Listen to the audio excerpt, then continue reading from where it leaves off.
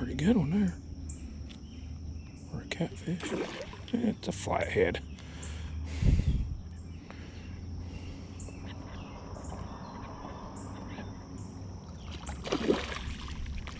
Look at that thing.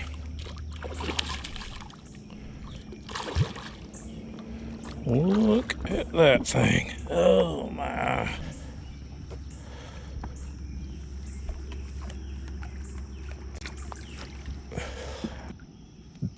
Chewy. About that thing.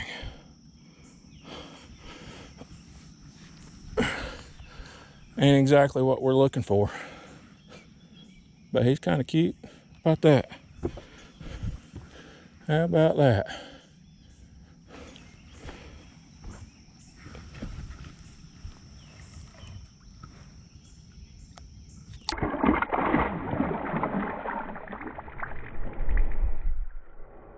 Hey fishing friends, welcome back to eFishin. I'm Rodney. We're out here on Guist Creek today, and we got a little derby coming up, and we're doing a little tournament practice today, so thought y'all might want to see kind of what I was thinking and how I do a little prep for this. So I don't know, we'll see what happens. Y'all hang tight. Let's go fishing. Hold on. Before we get back out on the lake, we need to do something else. Before you even go to the lake, you need to do a little prep and have a plan. And that starts right there on the computer. And or you got a map book, you can start right there. So Guist Creek, it's not a real big lake, less than 500 acres. It's easy to get around on. Let's go to the computer, see what we can find.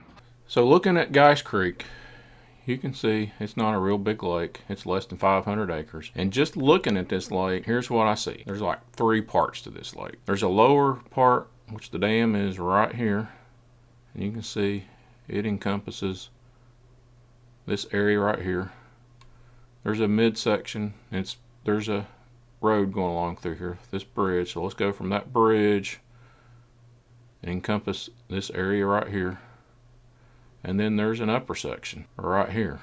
Now, you can do this on a big lake, you can do it on a medium-sized lake, you can even do it on a creek arm. Like you could take this creek right here and break it up into 3 sections. You'd have the upper part up here where it's real shallow. You can see the 5-foot depth marks right there. You could have a midsection right here and a lower section. So you can break it up however you want to. So looking at Guist Creek, I'm going to try to hit this upper section, this midsection here, and the lower section.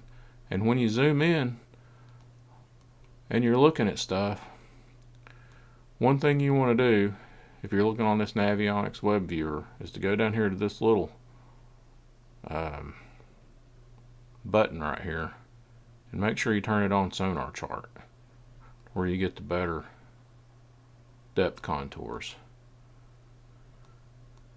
So kind of my strategy is when I'm just looking around, you can kind of see where the creek channel runs in it, because you got these tighter contours right here, and then contours like right here, they're more spread out. So this is going to be a flat, and this is going to be a channel bank, and then you got points, and you got the bridge. That might be something to look at. There's always seems to be a fish or two on a bridge. But even coming down here into the mid part of the lake, you can see you got a steeper section, and then over here you got a big flat. So what I'm going to try to do in each of these sections is to hit a steeper section and a flat, or a couple of them. And I'm just looking where those places might be. See, here's a steeper section, and there's a flat right in here. And then down here at the dam, there's kind of a flat right here, and then a steeper bank over here. So that's kind of going to be my game plan, is to fish a river channel swing, a flat, and maybe a couple of points. Like right here, they're not real big points, but right here's a pretty decent point. There's a point right here, point here, you know, there are some points right here in the upper part. So we're going to hit those when we go out and fish and see what happens.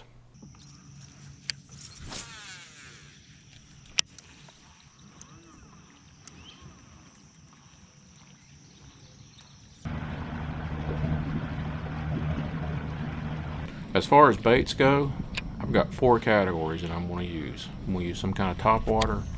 I'm going to use some kind of reaction bait. I'm going to do something that I can get into some heavy cover, and then I'm going to have some kind of finesse presentation.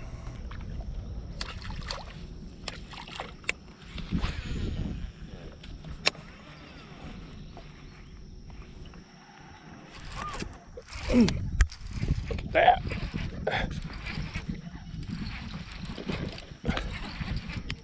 That's a good fish here.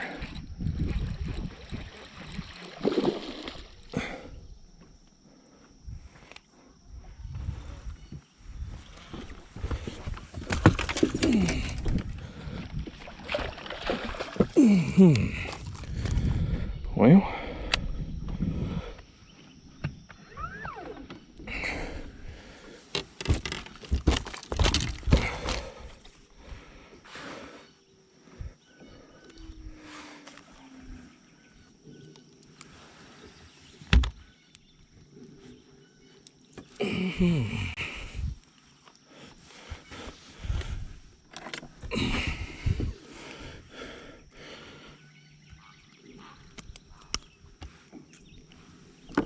how's that, guys? Look at that thing. Well, there's the first one to practice. Probably a good 3-pound fish. There we go. How's that?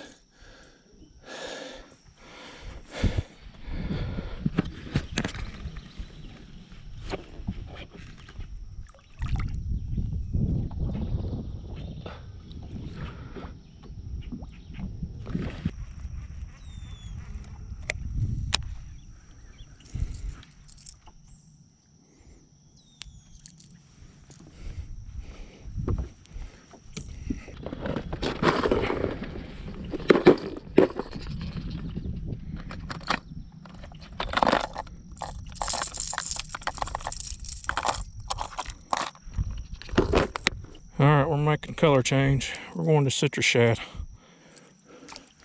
We'll see what that does.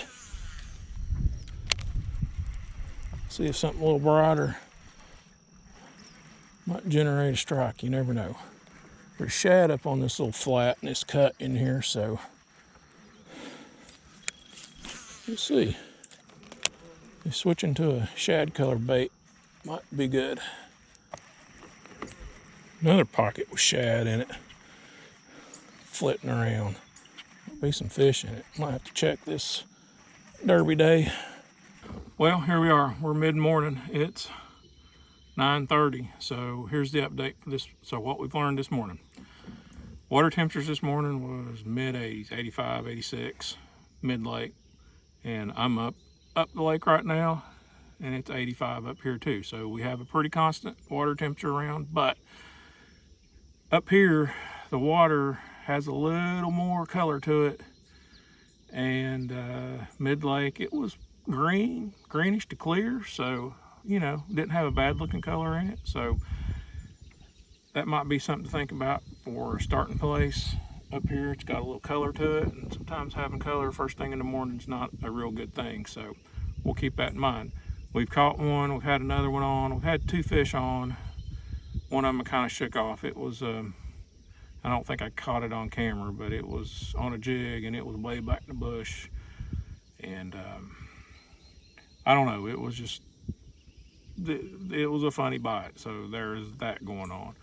And then I caught one on a square bill. Y'all just saw that. So that was just a little while ago. So that was about 8:30, 9 o'clock, something like that. So square bill might be something to pick up on. I've still been throwing it since then. I changed colors and actually went up to a bigger size square bill to see if that would generate any bites, but haven't done that. So I've gone back to the one that I was catching them on. I may switch the color up again just to see if color has anything to do with it.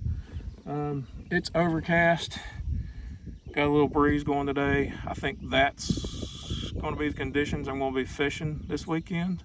You never know, it could change, but it seems like that's what's going on. We had a thunderstorm last night, put a little bit of water in the lake. That might be why there's a little bit of color up here in the upper part of the lake. I don't know yet. We'll go check another creek out here before we leave and see what's going on.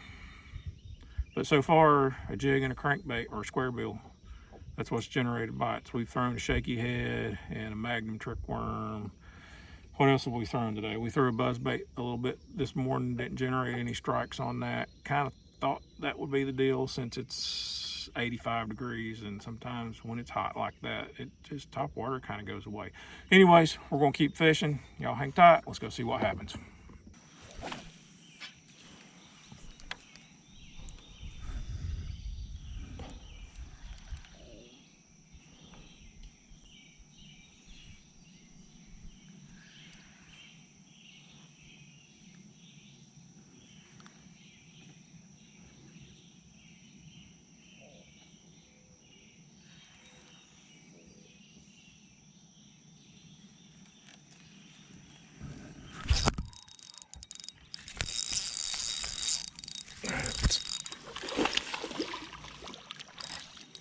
It's a good fish, how about that?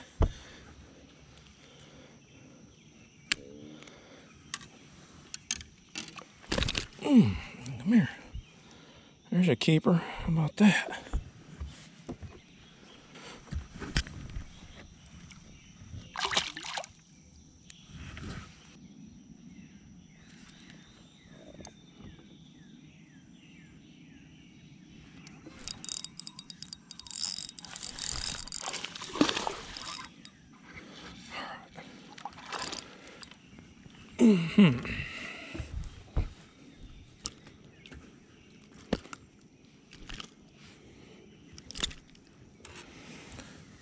Well, there's another keeper on the shaky head. So after catching those two fish pretty much back to back within 5 minutes of each other, I dropped the waypoint on that bank and immediately left. I didn't want to stick any more fish on that bank, and I headed on down the lake.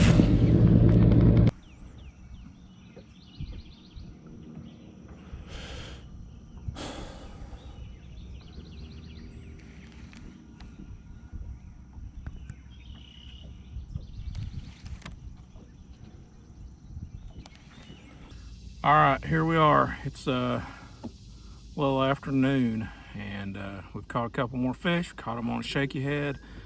We've made our way down to the lower end of the lake. The water down here is a lot cleaner. It's still green, but it don't have any real stain to it, so it's kind of a clear green color to it. Haven't caught any fish down here, but we did catch some up there in the mid-lake, you know, an hour or so ago. The water still had a little color there. Water's still 85 degrees, so it's 85 from one end of the lake to the other. There is a thermocline setting up down here, and it's about 10 to 12 foot, I guess. And then on up the lake, it's about 7 to 10, so it's a little shallower up in the upper end, a little deeper down here, so that's going on.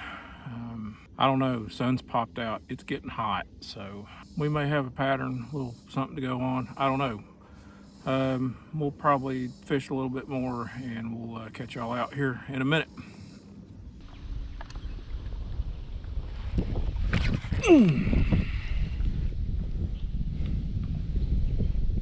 About that.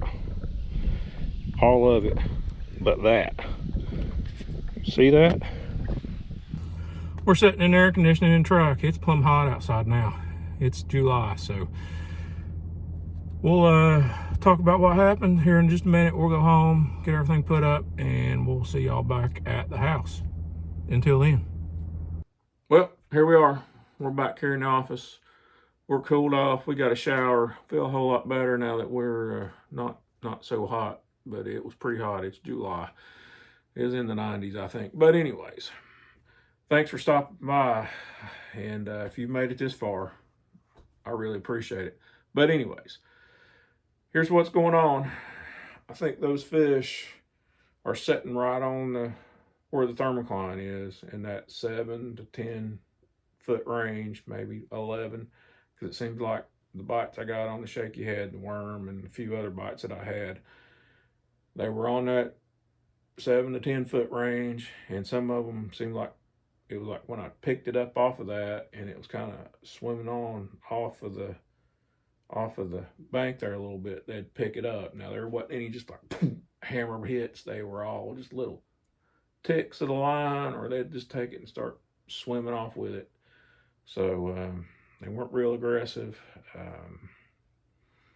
So anyways, that's going to be the plan. We're going to throw the shaky head starting out with, and we might have another, let's see, a stick worm on, like maybe a Magnum trick worm or a Cinco style bait, or maybe both. We'll probably have those handy, ready to go, and we're going to focus in on that 5 to 12 foot range. There wasn't anything up on the bank other than the one that we got on the square bill, which was up the creek, and it was pretty shallow up there. I'm not sure if there was 7 foot of water up there, but anyways, that's what we're going to start with. We're going to start that shaky head and maybe Magnum trick worm or something, and we're going to go to it. Probably about 9 o'clock, 9:30, we're going to shoot up the lake if we aren't catching anything, and see if we can't catch some on a square bill up there. It's could happen. I don't know. But the other thing, it's fishing. Who knows? We might have to Carolina rig a buzzbait or something to get a bite Saturday. I don't know. That's the way it is. Appreciate y'all stopping by. I'm Rodney with eFishin. If y'all picked something up, give it a thumbs up. Maybe even hit that subscribe button down there. It sure helps the channel out. And we'll catch y'all Saturday. And on the next video, y'all make sure y'all tune in. If you subscribe and hit that bell notification, you'll get notified for that. Anyways, we'll see y'all out on the water Saturday, fishing the next derby for the club. We're out.